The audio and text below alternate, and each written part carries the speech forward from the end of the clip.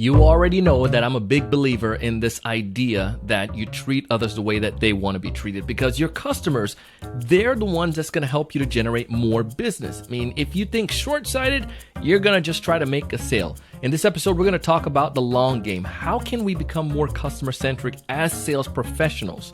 In your capacity, not marketing, not the CEO, how you can do that. And I feel that this will help you generate a lot more business. Scratch that. I know it will. Check it out. Hey, everyone. Welcome to another great episode of the Sales Evangelist podcast. I'm your host, Donald Kelly,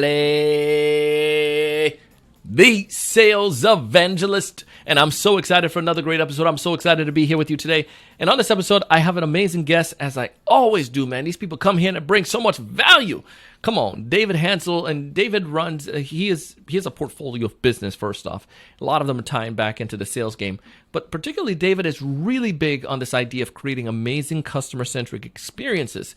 He also runs an organization that is you'll hear him talk about it, a software that helps with coaching and so forth. And it's a tool that we're taking advantage of internally. And hey, if you want to see how it works, go ahead and become a client, and we can help you with that. If you haven't done so already, please subscribe to this podcast. If this is your first time listening, please connect with me on LinkedIn, Donald C. Kelly, as well as make sure to go ahead and hit me up on our Facebook group, the Sales Evangelizers. I want to give a shout out this week to Joel Bargilla. Joel is a friend of mine, and he connected with me on LinkedIn, and we're chatting, so it's pretty cool. I appreciate that, Joel. And for many of you, I didn't get a chance to pull up my list today, but so many of you have been coming into our Facebook group, and I appreciate you. I just want to thank you so much. And I'll make sure to give you a personal shout out when we welcome you into the group. Without further ado, we got some great conversations lined up, so I'm going to go ahead and dive into that with David.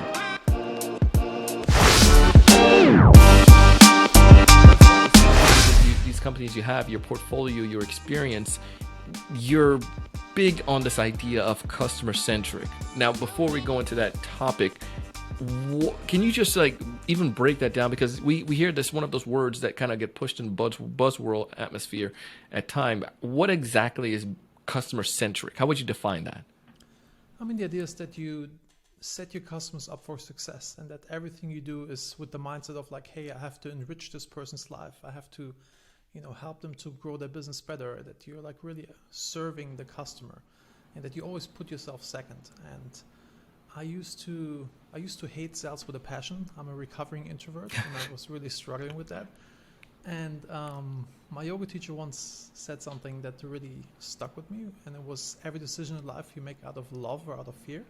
And this may sound super cheesy, and it's hey, what does this have to do with business? But if I sell you this product here out of love, if I sell you Up Coach out of love because I think this can really help you with your coaching business to deliver better experience to your customers, and to have that they have more success, then I'm doing this because I think I can help you with this. Versus if I sell out of fear, I sell because I have to hit my numbers, I have to pay my mortgage, etc. If this is your motivation, it's really, really, really, really hard to sell, or public speaking, or being on a podcast, all these things. If you're in this fear mindset of thinking about yourself, do they think I have a weird German accent? Do they think I look weird? Do they think what I'm saying is stupid?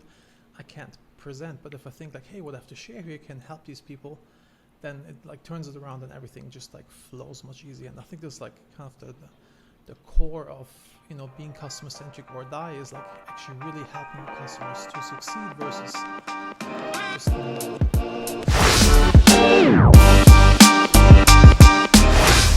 insurance sales guy. Yeah. And he was very wealthy, and he said in the beginning when he joined the business, he sucked.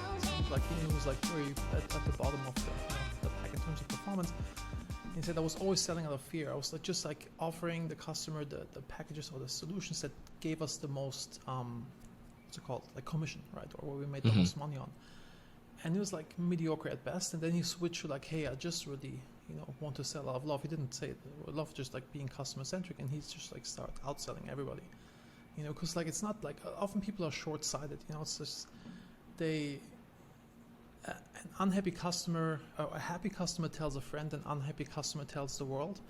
So that's another thing. If you really treat your customers well and you make them succeed, and you really earn their trust, then they will send you a lot of referrals. And a lot of businesses, they just the normal funnel is for sales is first you're in the awareness phase, people can learn about you, then it's the consideration phase, then it's the purchase intent, and then they sign on a dotted line, and then the sale happens. And most people, sales people, don't care what happens after this. I got my commission, screw that. That's it. Right? But they don't think further ahead. Like that, you actually have to give them proper support. And you have to kind of sell them a product that's actually really good for them and fulfills their need, and just like not that just buy here. And if you take good care of them, then they'll become loyal customers. And churn is a terrible thing. And if people stick around longer, I think actually every salesperson should be incentivized on the long-term success of a customer, and not just like, hey, like signed and done. And if you have loyal customers, it's super good for your business. And then if you push them a little further and you turn them into advocates, then you have built a business machine that will just like crush the competition, because you can spend more money to acquire customers because they stay longer.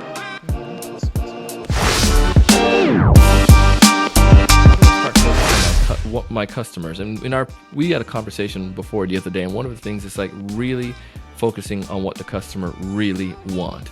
But how do I get to that level to really know what they really want and to really focus on that? I can ask them, and they probably would say, yeah, this is what I want. But you know what I mean? Like, you can already you can think about how can you close customer success gaps. And one cool exercise is to kind of figure out, actually there's this exercise you can do with your sales team. Say like, okay, you meet somebody at the desert who just walked 3 days through the desert. It's like person's half dead. And what do you give him? And people say, like, I give him water. Like, oh yeah, I give him water. But no, just like think a little further. He probably needs to see a doctor. He needs water. He needs sunscreen. He needs to call his family. He needs a hotel. He needs shoes. He needs like a bunch of stuff, right? yeah. And this is like kind of the idea of closing customer success gaps, because this will make you way more successful. In a sense, for example, TaskDrive is one of our businesses. We do lead research. So we go out there and, you give us your ICP, your ideal customer profile, and we find more of these people so we can reach out to them.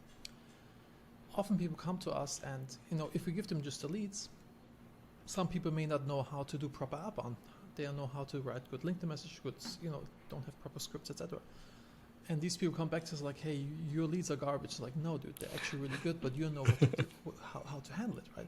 So if you want to close customer success gaps, you can either write copy about this, put this on your website, it's really great content marketing, or you can partner up with a sales coach, and like whenever somebody comes to you, like make a deal with them that they get like a first hour for cheap or for free or whatever. So like, that, and then the sales coach will teach them how to do proper outbound, and bada boom, people will stay customers for longer because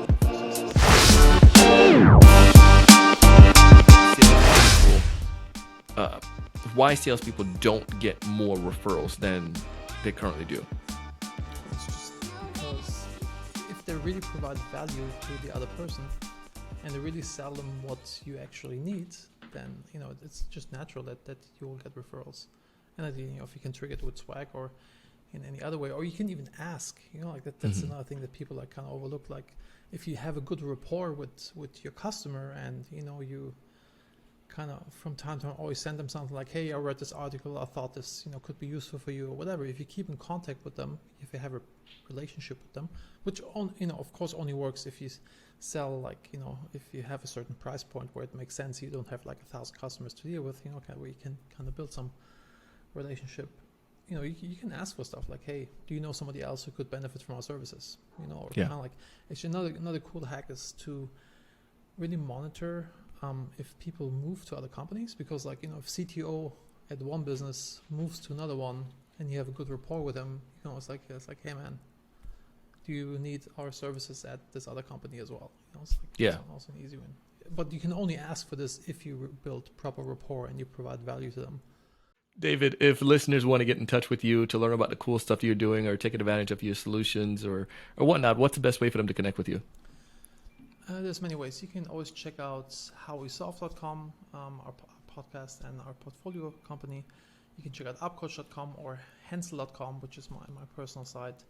And you can always reach me on LinkedIn, but please always, go to the long game, write something semi-insightful, and tell them you heard me on the Sales Evangelist podcast, and then I'll definitely reply. Otherwise, I get too much spam.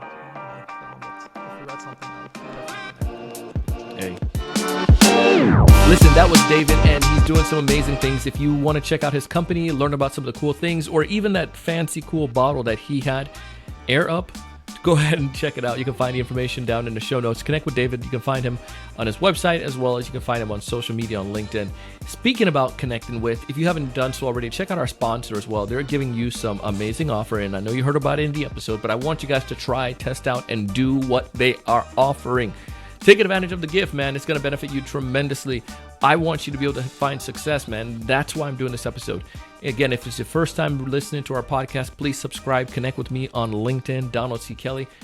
I appreciate that. If you're watching us on YouTube, please hit that subscription button as well and subscribe to this podcast and that chime, and we'll notify you every time we have a little episode going out. As always, I want you to find more ideal customers. I want you to know what to say when you reach out to them. I want you to close more business, but most importantly, I want you to raise your level of thinking and go out and do big things. Thank you so much for watching.